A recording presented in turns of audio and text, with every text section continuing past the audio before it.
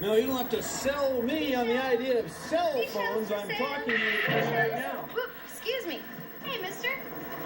Can I sell you a seashell here at the seashore? No thanks, Shelly. I don't need any seashells. But you know, those seashells were made by cells. Wait a minute. Are you trying to sell me on the idea of cells at the seashore? That's right. The sea cells were she cells. Cells.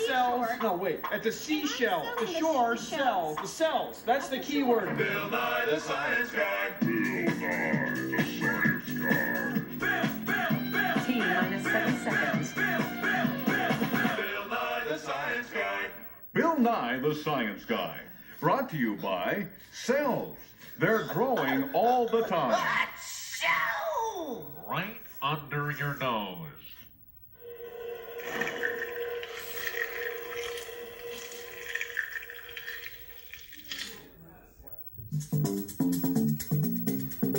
I'm Kate Whitlock, and that is a caterpillar. And together we work on metamorphosis. And that means that I look at how does a caterpillar become a butterfly.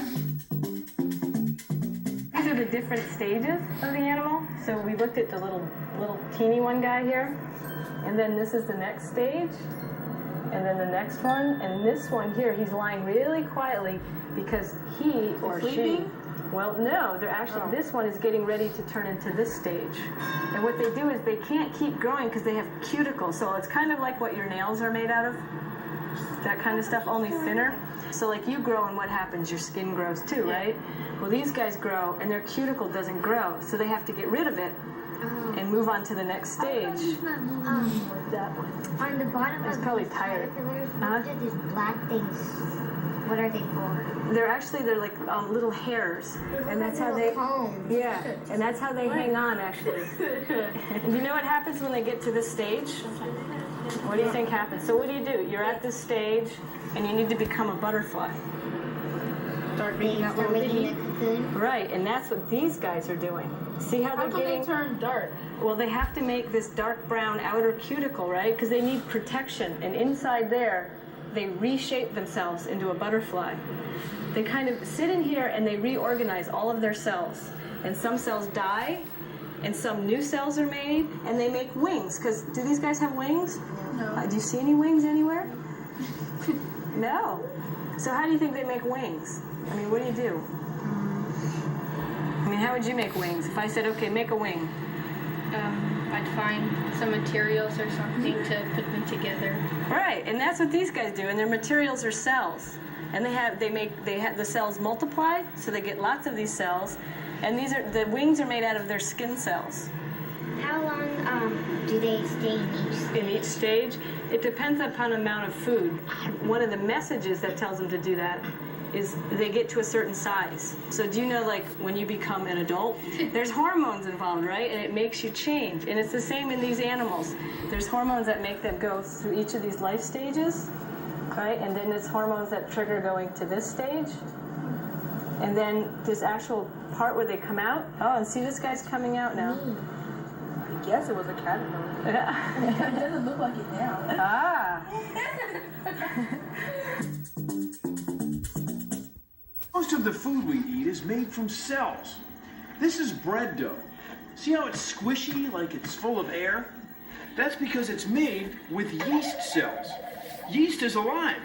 You can get yeast at the grocery store. Put the yeast into a bowl.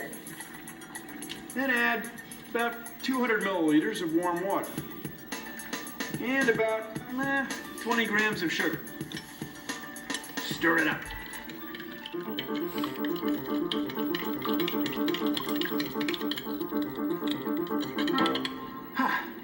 Now let the yeast cells grow for about 20 minutes. Meanwhile, I'm going to put this bread dough in the oven.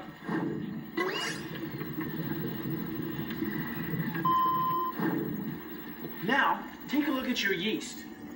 See the little bubbles. They were given off by the living yeast cells. The bubbles are carbon dioxide gas.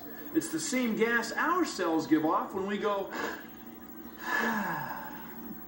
So bread is made of cells. Oh, it smells good. It smells really good. Ooh, I better wait. The cells of all the living things on Earth is DNA, deoxyribonucleic acid. And in all the living things all over the world, it's shaped like this. It's a left-handed spiral staircase. This is a model of a DNA molecule. Now, if a DNA molecule were really that big, it would stretch all the way across the solar system. It would be long. You know what I mean? It would be really long because it has a lot of information, enough information to make one of these or one of those. DNA molecules are about 20 angstroms wide. That's 20 times 10 to the minus 10th meters wide. That'd be 2 times 10 to the minus 9th meters wide, and they're about a meter long. So if a DNA molecule were as wide as this ribbon, that's about 5 millimeters. That would be 5 times 10 to the minus 3rd over 2 times 10 to the minus 9th. That'd be 2.5 times 10 to the 6th, but they're meters. Let's make it kilometers. That'd be 2,500 kilometers. That's from Canada to Mexico. One DNA molecule. That is astonishing.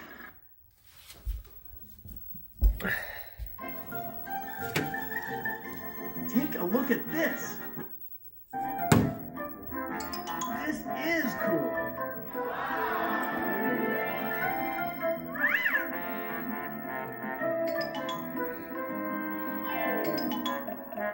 Grab your remote and let's explore.